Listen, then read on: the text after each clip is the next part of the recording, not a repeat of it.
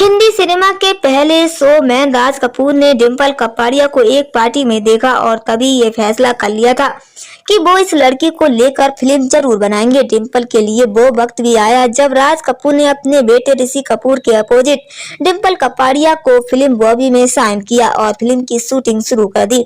उस वक्त डिम्पल की उम्र करीब 16 साल के आसपास थी। 8 जून 1957 को जन्मी डिम्पल अब 66 साल की हो गई है। आइए इस मौके पर जानते हैं कि डिम्पल को एक समय में आखिर क्यों राज कपूर और नरगिस की बेटी कहा जा रहा था। फिल्म बॉबी की शूटिंग के दौरान ही डिम्पल राजेश खन्ना से मिली थी और एक दूसरे में फिर इस कदर खो गए कि राजेश खन्ना ने डिम्पल के सामने शादी का प्रस्ताव रख दिया। 16 साल की डिम्पल उस वक्त सपनों में खो गई और करियर को ताक पर रख कर हिंदी सिनेमा के सुपरस्टार राजेश खन्ना से शादी कर फिल्मों से ब्रेक ले लिया। इसी दौरान जब राजेश खन्ना और डिम्पल का इश्क परवान चढ़ा तभी ऋषि कपूर और डिम्पल के इश्क के चर्चे खूब हुए थे, लेकिन राजेश खन्ना की चमक के आगे वो फीके पड़ गए। कुछ रिपोर्ट तो ये भी कहती है कि राजेश खन्ना ने ही ऋषि कपूर और डिम्पल के बीच ब्रेकअप करवाया था और ऋषि कपूर की दी अंगूठी को समुद्र में फेंकवा दिया था। हालांकि ऋषि कपूर ने अपनी आत्मकथा में डिम्पल के साथ किसी भी लव अफेयर से इनकार किया था। इसी बीच एक कहानी और मीडिया में सुर्खियां बटोर रही थी, वो ये थी कि ऋषि कपूर और डिम्पल की शादी न करवाने के पीछे राज कपूर थे।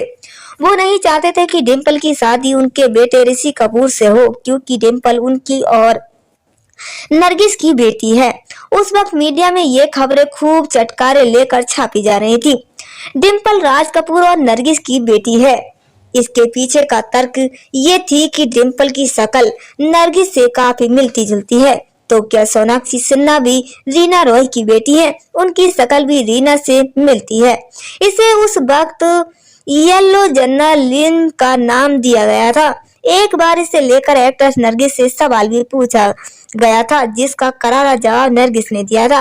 नरगिस ने इस सवाल पर हंसते हुए बड़े ही संयम के साथ जवाब दिया था और इस आरोप को नकारते हुए इस तरह की खबरों पर ध्यान न देने की बात कही थी। हालांकि नरगिस उस वक्त ये भी कहा था कि इस खबर से मेरी दोनों बेटियां हंसती हैं और हाँ, बेटा संजय दत्त जरूर अपसेट था, पर समय के साथ वो बड़ा हो रहा है, बाद में वो भी समझ जाएगा। बात जब डिम्पल पर आती है तो बॉबी फिल्म के बाद उन्होंने करीब 11 साल के बाद फिल्मों में फिर से वापसी की और सागर, एतवार, जंगबाज जैसी कामयाब फिल्मों से फिर से पर्दे पर धमाल मचा दिया।